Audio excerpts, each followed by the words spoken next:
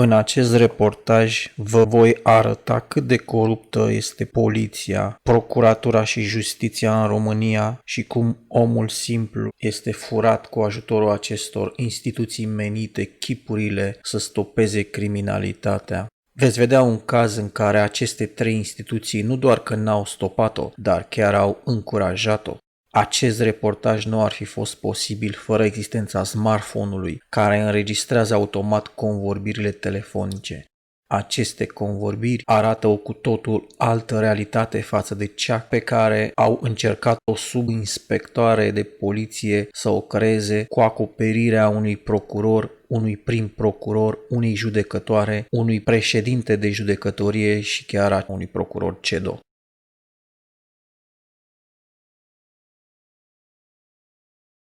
În 12 martie 2017, mașina fratelui meu, în timp ce el o conducea, a suferit o avarie medie cauzată de o șoferiță neatentă.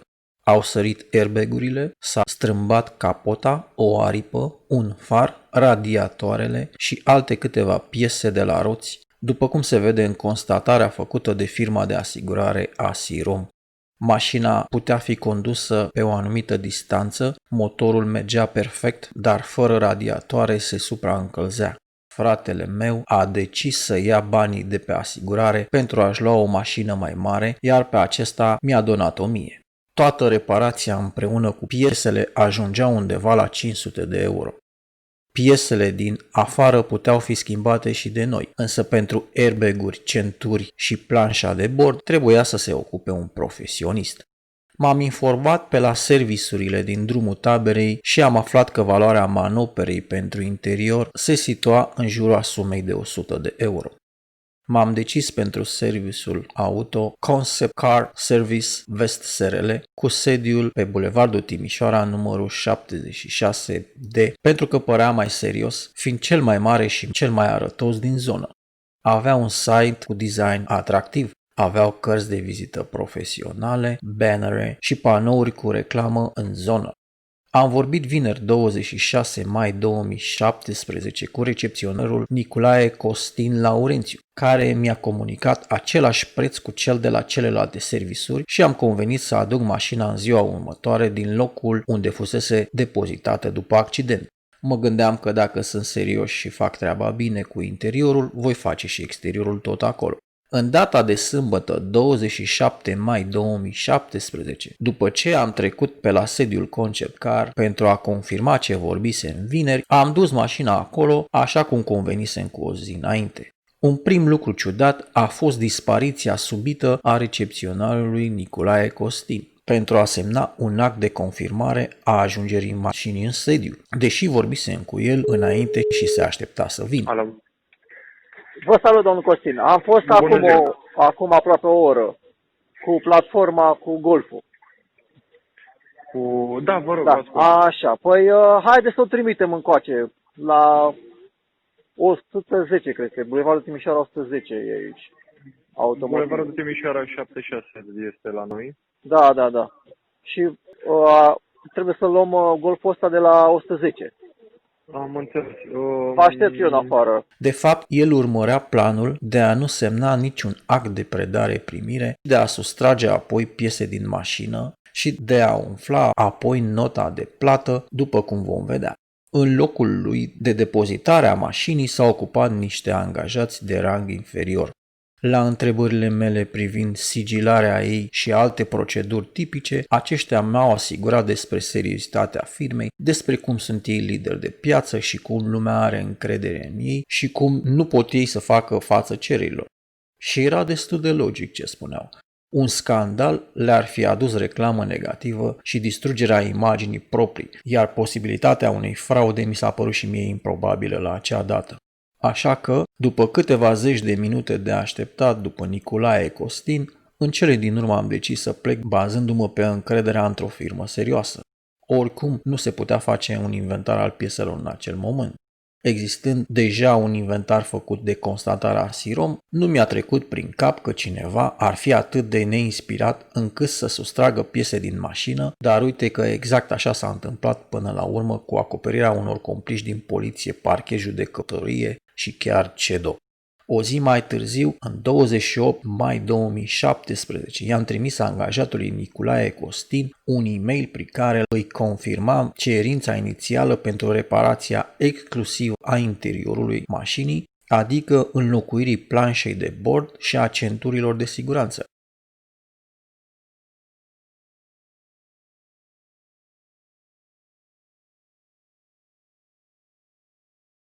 Am convenit să căutăm împreună piese de schimb.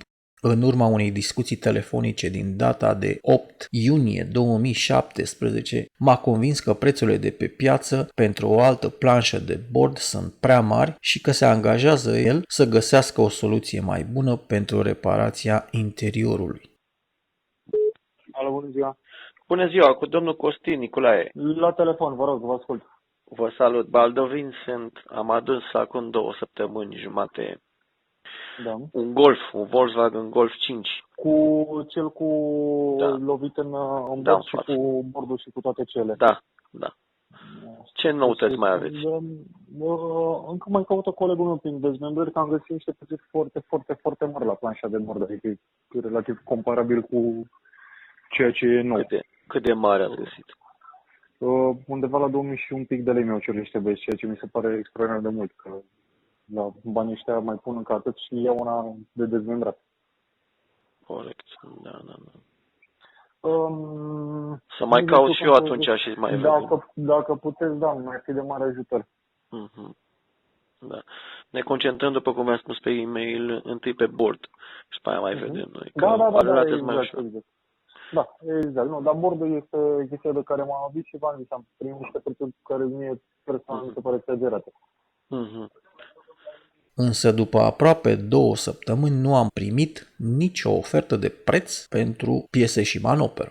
De fapt, interesul lui era să tragă cât mai mult de timp în speranța că eu voi uita de înțelegerea inițială cu manopera de 100 de euro pentru interior. Alo, bună ziua. Vă salut, domnul Costin. Bună ziua, vă rog. Baldo Vincent cu acel Volkswagen Golf 5. Zice, Mai multe detalii, vă rog frumos. Cel cu planșa de bord și cu grila, nu? Cu grila, cu da. botul. Lăsați-mă să vă sun, vă rog, în 20-30 de minute și vă zic exact ce au găsit colegii mei pe partea de... Păi atunci vă las să vă mai uitați dumneavoastră și vă Exact, să concentrez toate ofertele care le-am primit, că am primit ceva oferte și nu știu exact care, cum, de unde să mă împart. Au fost câteva oferte cărora mi-a făcut un pachet, așa, dacă cumpăr mai multe piese, mi oferă un anumit preț. Și să găsesc și o variantă cea mai eficientă din ele, să chinuie băiatul ăsta de câteva zile cu ele. Sunt și foarte scumpe, mi se pare extraordinar de mult, sincer. Adică ce prețuri am primit până acum, cumpăr mașina nouă de banii ei. În data de 11 iulie 2017, l-am sunat pe angajatul Nicolae Costin cerând informații despre situația pieselor. Alo, bună ziua.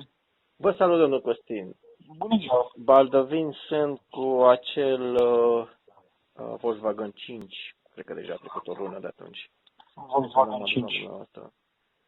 Da, trebuie să schimbăm bara din față, jeroanele, aripile și, cel mai important, planșa de bord.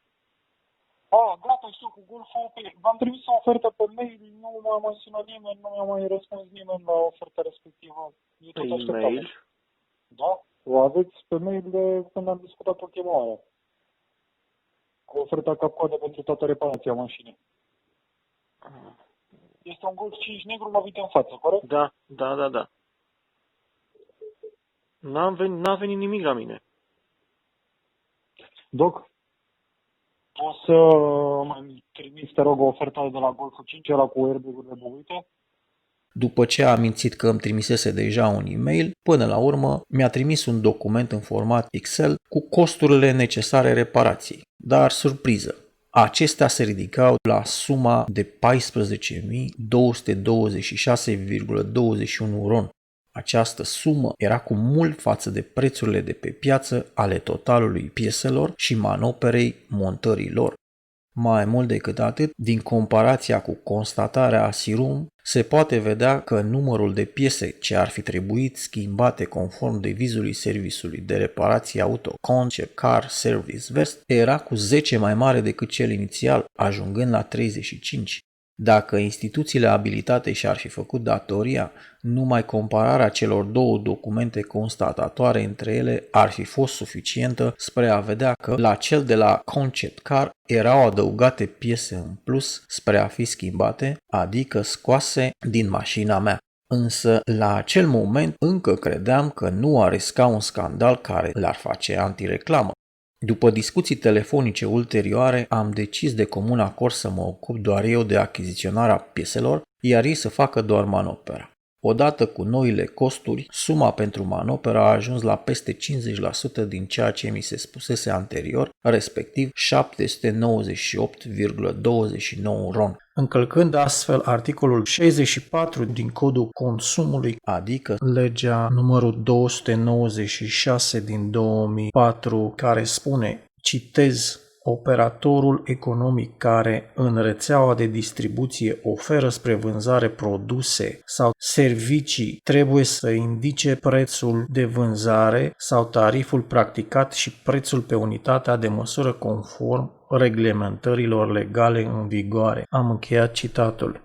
Articolul 54 din Codul Consumului spune, citez, vânzătorul trebuie să informeze consumatorii despre prețul final al produsului și să ofere acestora toate informațiile și documentele tehnice care trebuie să însoțească produsul. Am încheiat citatul.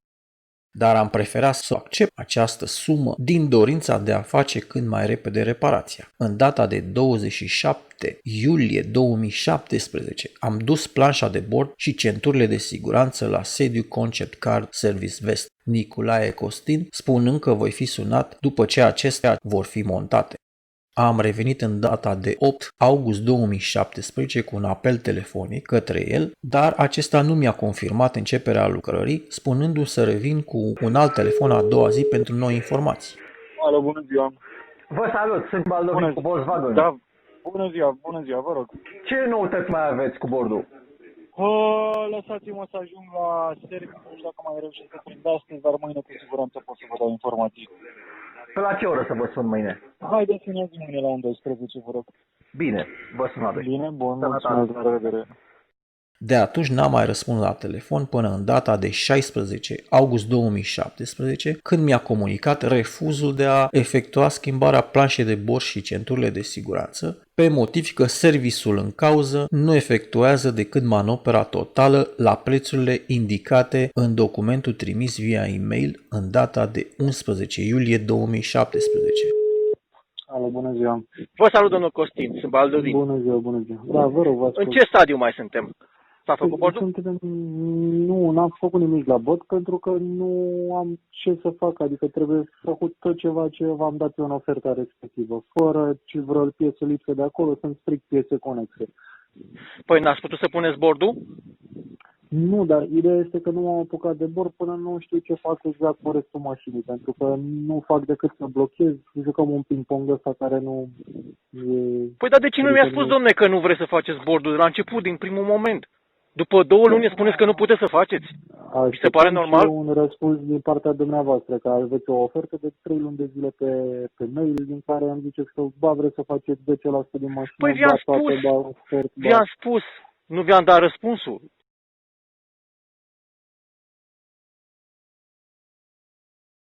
Da. Ne concentrăm, după cum v-am spus pe e-mail, întâi pe bord și pe aia mai vedem noi. Da, exact. Da, exact. Nu, dar bordul este chestia de care m-am avut și v-am zis, am primit niște prețuri care mie personal mi se pare exagerate.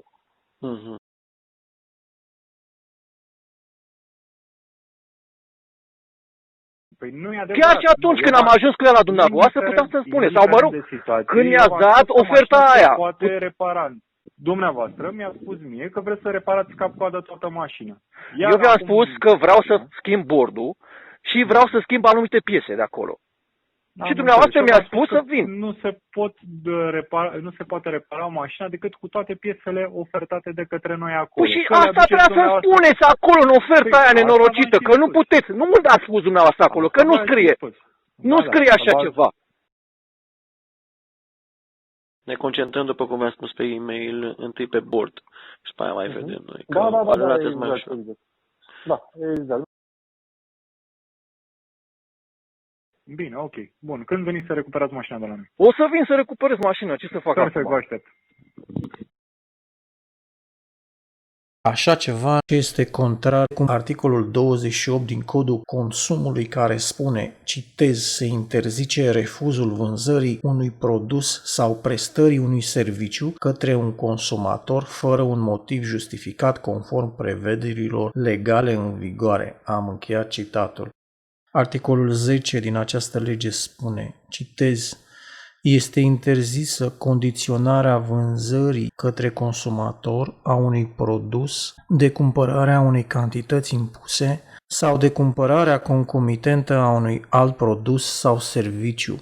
De asemenea, este interzisă prestarea unui serviciu către consumator condiționată de prestarea unui alt serviciu sau de cumpărarea unui produs. Am încheiat citatul.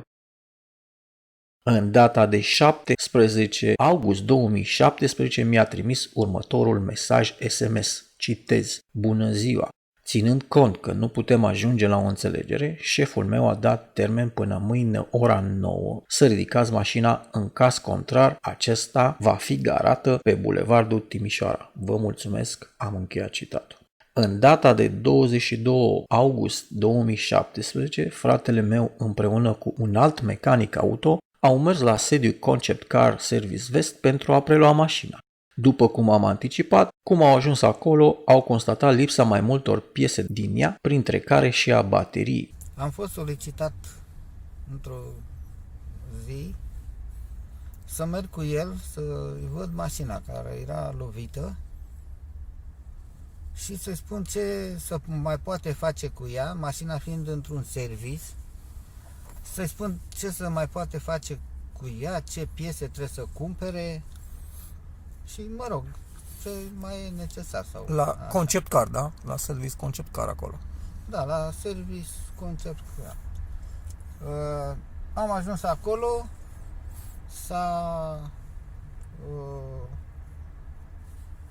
am uitat la mașină și i-am spus să ridice capota. A ridicat capota și când am venit acolo în fața mașinii, aoleu, unde mi-e bateria? Bateria nu era pe mașină. Și i-am spus, lasă așa, du-te și cheamă pe cineva din service care a preluat mașina. Au venit niște băieți și când i-a spus, băieți, unde e bateria? Uite, nu lipsește bateria, ia uite, furtunele astea pe aici sunt scoase. Era clar că fusese victima unei escrocherii și că nu mai puteam risca să o ridic de acolo nereparată total, fără să am certitudinea că nu lipsesc alte piese din ea. Practicile firmei Concept Car se dovediseră a fi destul de dubioase, în așa fel încât încrederea mea în ei a dispărut în acel moment. Trebuia să găsesc o cale pentru a-i obliga să repare întreaga mașină la prețul pieței și să își pună garanția pe funcționarea ei. Dacă mașina s-ar fi stricat rapid, atunci aceasta ar fi fost un semn că alte piese fuseseră sustrase din ea. Din păcate, n-am găsit nicio instituție care să îmi protejeze proprietatea în fața acestor hoți.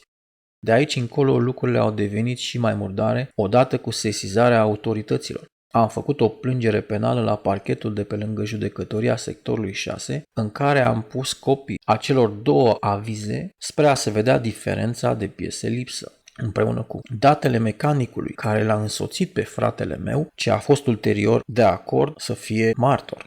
Am solicitat în ea reparația mașinii conform cu prețul pieței, eu urmând să le furnizez piesele ce trebuie înlocuite conform cu constatarea ASIROM. De asemenea, am solicitat și garanția existenței celorlalte piese originale care nu au fost afectate de avaria produsă în data de 12 martie 2017. și eu și fratele meu am fost audiați apoi de subinspectoarea de poliție Piper Nicoleta Rosalia, dar ea mai mult a căutat să găsească justificări de neîncepere a urmăririi penale decât să constate cele întâmplate. Remarcabilă este minciuna specifică unei mentalități infantile din declarația lui Nicolae Costin, cum că scoaterea bateriei ar fi o procedură internă a firmei pentru evitarea incendiilor, după cum se vede în pagina a 3-a a raportului. Până și acest raport atestă că această presupusă procedură se aplică doar în cazul, citez, autovehiculelor avariate grav. Am încheiat citatul. Dar așa ceva nu a fost cazul cu mașina mea, care avea motorul intact și numai lipsa radiatoarelor nu permita deplasarea pe distanțe mai lungi. Așadar, nefiind avariată grav, bateria din mașina mea nu ar fi trebuit să fie scoasă deloc, conform regulii însăși a acestei pretinse proceduri. La o oră distanță de când fratele meu a constatat lipsa pieselor din mașină, Nicolae Costin pare că nu știe nimic de vreo procedură de scoatere a bateriei din locul ei, dar nici de lipsa ei, după cum se înțelege din discuția telefonică avută cu el. Sunt Baldovin. Bună ziua, bună ziua. Am trimis pe fratele meu și pe un tinichigiu să se uite la mașină. Lipsesc piese, probabil că știți de treaba asta. Ce piese? Ideea este următoarea, că dacă în 2 zile nu puneți piesele la loc pe mașină, vă voi face un dosar penal și pentru furt. Da. Ce piese anume lipsesc de pe mașină? Adică păi uitați-vă dumneavoastră, de predare pe mine? Păi ce să mai... Că furtunile sunt toate în aer pe acolo, lipsește bateria. Eu am pus mașina aia, pornea și pleca. Da, deci vă gândiți dumneavoastră. 2 zile aveți. Bine. Sănătate. La revedere. Dar, de fapt, această presupusă procedură este neconfirmată de specialiști, inventată ad hoc pentru a justifica ceea ce văzuseră martorii. Bateria nu e nevoie să fie scoasă fizic, ci e suficient să fie doar deconectată de la borne pentru evitarea riscului unui incendiu. Dacă prin absurd ea ar fi fost scoasă cu bună credință și aceasta ar fi fost într-adevăr procedura, atunci ea trebuia pusă la loc conform finalului normal al procedurii din moment ce am fost somat să vin și să iau mașina. Dar când fratele meu, împreună cu mecanicul amintit, s-au dus să ia înapoi mașina la data de 22 august 2017, după somația lui Nicolae Costin, bateria și alte piese erau lipsă. Însă raportul subinspectoarei de poliție Piper Nicoleta Rosalia nu ține cont de declarația fratelui meu, iar mecanicul auto care l-a însoțit nici măcar nu a fost audiat. Declarația sa de specialist era în măsură să certifice absența mai multor piese din zona motorului, nu doar bateria. Firește, dacă ar fi ținut cont de acest detaliu, mai greu s-ar fi putut găsi o justificare pentru așa ceva. Practic, fratele meu și mecanicul au fost decăzuți din calitatea de martori. Niciunul dintre subinspectoarea de poliție Piper, de procurorul Voicu Vănel și prin procurorul Cristian Gheorghe, care au dispus neînceperea urmăririi penale, de judecătoarea Dana Boroi, care a respins ca nefondată plângerea mea împotriva soluției procurorului, de președintele judecătoriei sectorului 6 Bogdan Gavrilă, care a pus parafa pe hotărârea respingerii și în final de însăși CEDO, nu au ținut cont de declarația primului martor și nu li s-a părut oportună audierea celuilalt. Niciunul dintre acești reprezentanți ai instituțiilor sus amintite nu au găsit vreo neregulă în absurdul afirmației lui Nicolae Costin că, citez, ulterior discuției telefonice referitoare la decizia firmei de întrerupere a colaborării, a fost montată bateria la locul ei, solicitându-i se clientului să se prezinte la sediul firmei pentru a ridica autoturismul. Am încheiat citatul. De fapt, bateria a fost pusă la loc în urma discuției telefonice în care atrăgeam atenția despre lipsa ei și nu în urma deciziei firmei de a întrerupe colaborarea. În loc să cerceteze oportunitatea acestei pretinse proceduri și să caute dovezi sau indicii care să ateste motivele celor două părți de a nu spune adevărul Subinspectoarea de poliție Piper s-a mulțumit să demonstreze faptul că bateria ar fi putut fi schimbată anterior aducerii mașinii la sediul Concept Car. Nu a fost interesată să vadă data de 17 august 2017 a SMS-ului de somație trimis de Nicolae Costin cu 5 zile înainte ca fratele meu împreună cu mecanicul să inspecteze mașina la sediul Concept Car când au constatat lipsa pieselor. Desigur, dacă aceasta ar fi fost procedura, atunci bateria ar fi fost pusă la locul ei înaintea trimiterii somației, nu după ce eu i-am amenințat cu plângerea penală.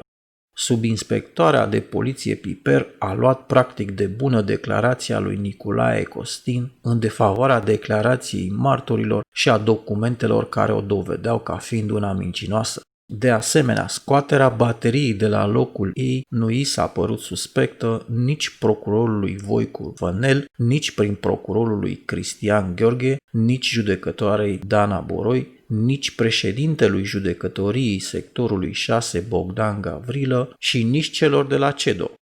Niciunul dintre aceștia nu și-a pus întrebarea firească asupra motivelor pe care le-aș fi avut eu să schimb bateria înainte, din moment ce profesia mea nu are nicio legătură cu achiziționarea sau comercializarea de piese auto.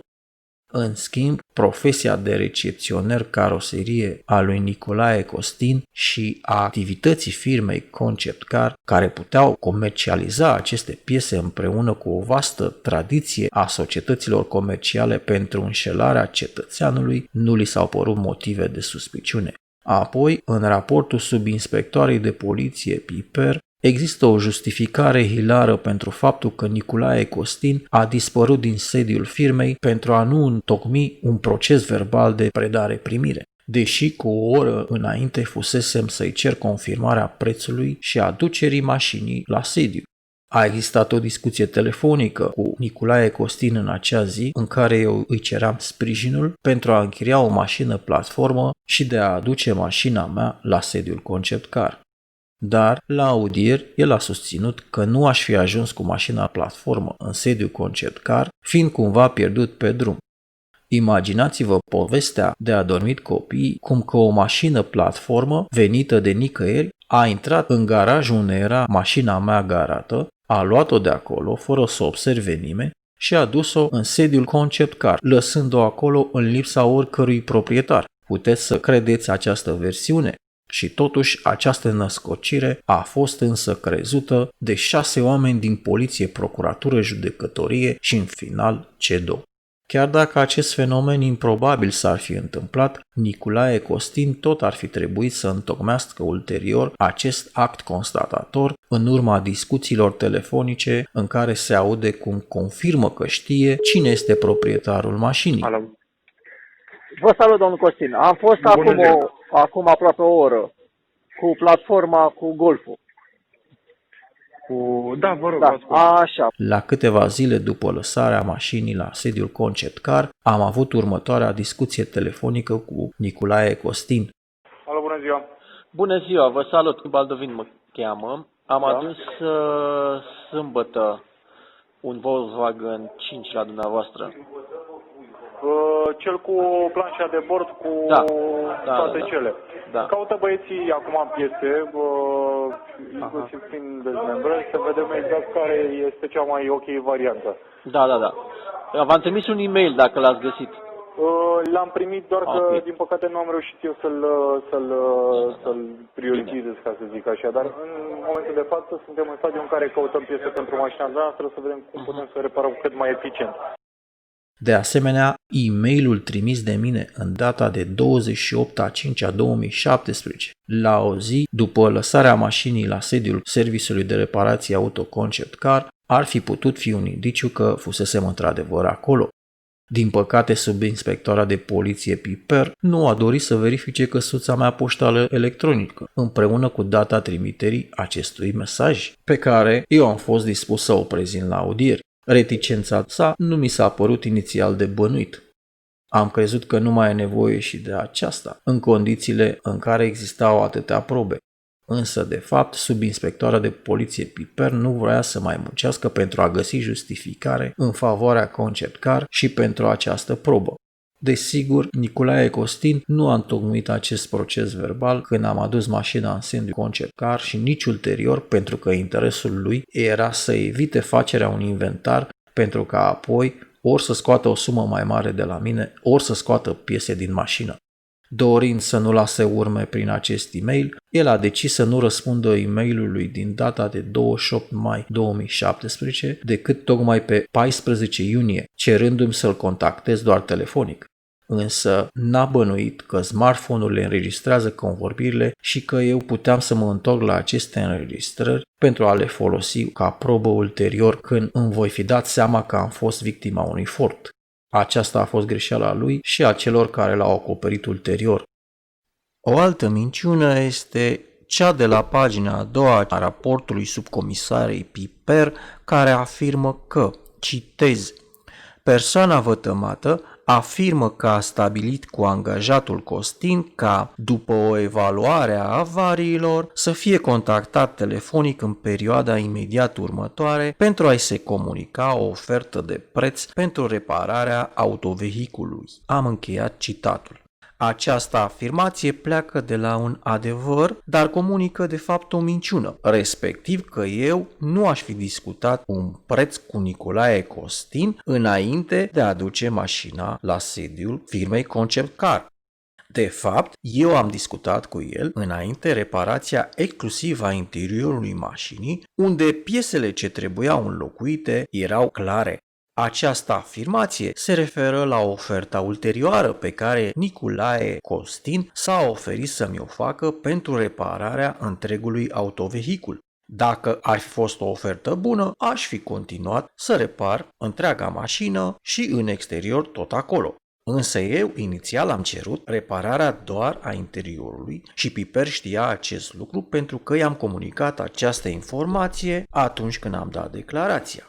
Observați însă cum ea a omis să precizeze în raportul ei această informație, dând astfel de înțeles că litigiul dintre mine și firma Concept Car ar fi pornit de la o neînțelegere asupra prețului. Intenția ei a fost aceea de a direcționa vina pentru acest conflict în presupusa mea naivitate de a aduce mașina acolo fără să fi negociat inițial prețul și nu de tentativă de furt sau încălcarea unor prevederi ale codului consumului. De aceea, mai jos în acest raport, Piper scrie, citez, întrucât serviciul prin reprezentantul Costin Nicolae nu a fost dispus la negocierea acestei sume, lucrările nu au demarat. Am încheiat citatul, ceea ce este o minciună gogonată de acoperire a hoției orchestrate de Nicolae Costin și firma Concept Car. Pe baza acestui raport, procurorul Voicu Fănel, care a instrumentat cazul în dosarul 6908 pe 2017, a emis o ordonanță de clasare. Printr-o manevră dibace, el a schimbat acuzația inițială de tentativă de furt în cea de abuz de încredere, iar Nicolae Costin a fost ridicat de la stadiu de învinuit la cel de martor.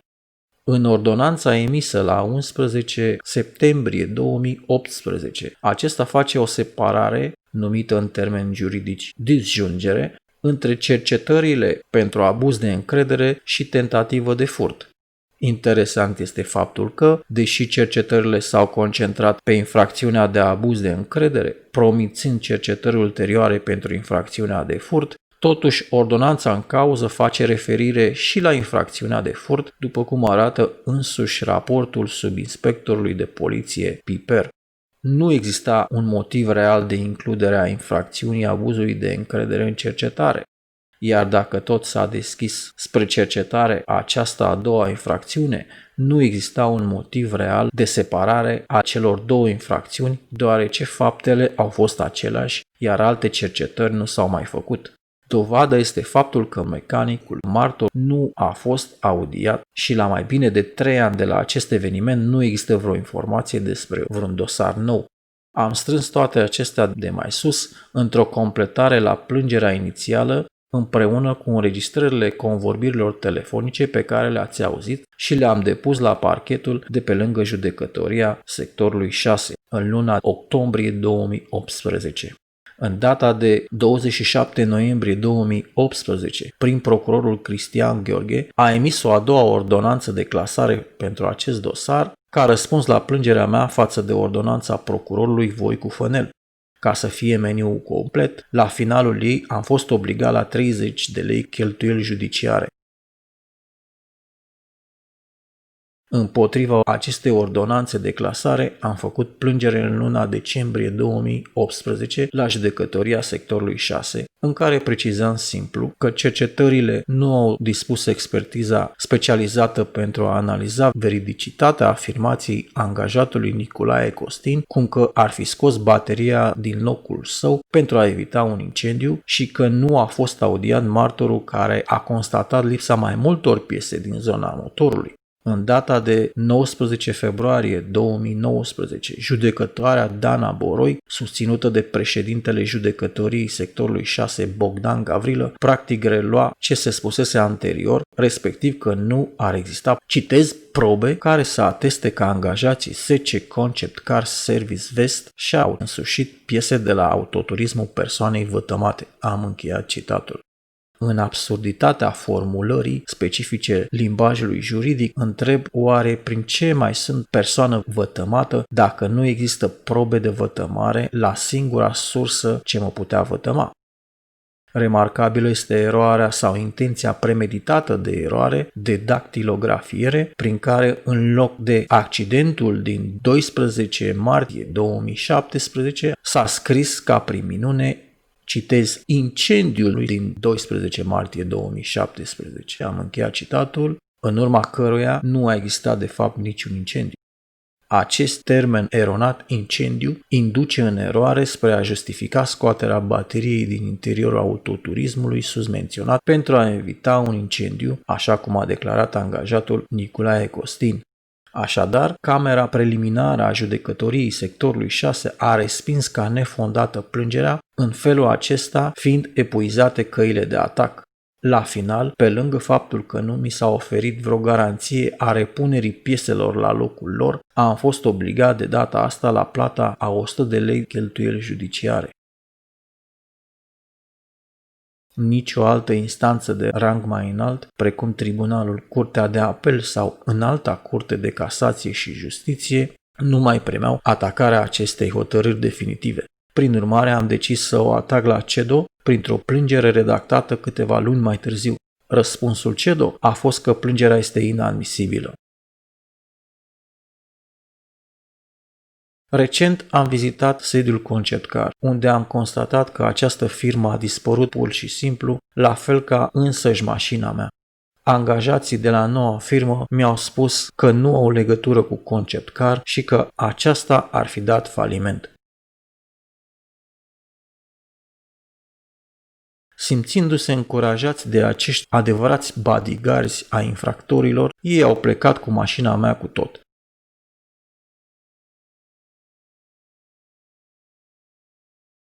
Subinspector de poliție Piper Nicoleta Rozalia. Nu lucrez în această instituție, asta doamnă. De aproximativ 2 ani, cred. Păi atunci, comandantul, cum putem să vorbim cu el? Nu se poate pentru că în starea de alertă nu se ține audiențe cu toate. Și nici nu este că a fost la permanență aseară cu oarecare.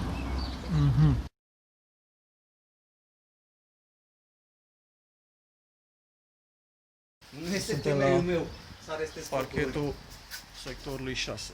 Da. Ba este, domnule. Nu este. Nu este, ziceți. Nu. Eu am acționez sub un anume regulament. N-ar trebui să anunțați, nu știu, superiorii. Domnule, uite, avem aici un infractor.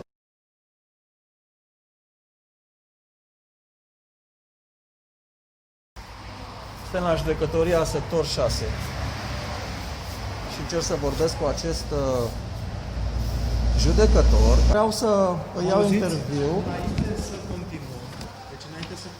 Judecătorului Bogdan Gavrilă. Deci domnul președinte nu a înscris Da, el e deasupra legilor, domnule. El nu dă niciodată explicații cetățeanului, nu? Poate să facă absolut orice. Eu cred că dacă îi faceți în scris... Păi ce fel de justiție avem asta? Ce fel de justiție susțineți dumneavoastră în cazul O ăsta? să vă dea răspunsul în scris. Asta înseamnă un răspuns, nu? Da, mi-a dat răspunsul în scris că eu m-am plâns că mi s-a furat piese din mașină, iar el mi-a dat 100 de lei să plătesc. Ia uitați ce scrie aici, în final. Ia uitați-vă ce scrie. Nu mă arătați mie, că nu e treaba 100 de lei cheltuieli judiciare. N-am voie să mă uit în actele noastre. Cum 100 de lei? Și între timp ce credeți? S-a desfințat firma, mi-a furat mașina cu totul, nu mai am mașina deloc.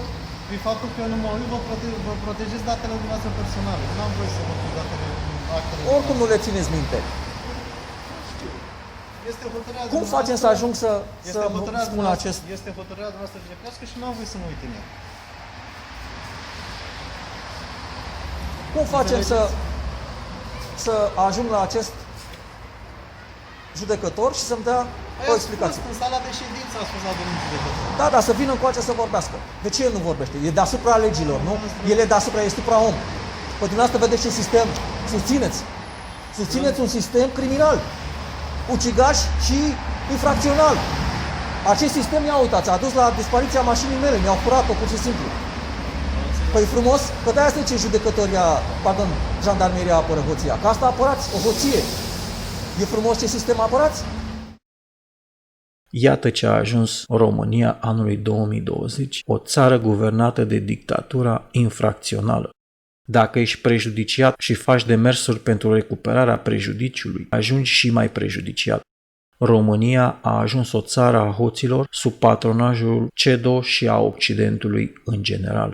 Vă rog să distribuiți acest material pentru a vedea dacă mai există vreo instituție în această țară care poate să-mi facă dreptate și să-mi recuperez mașina. Vă mulțumesc pentru atenție.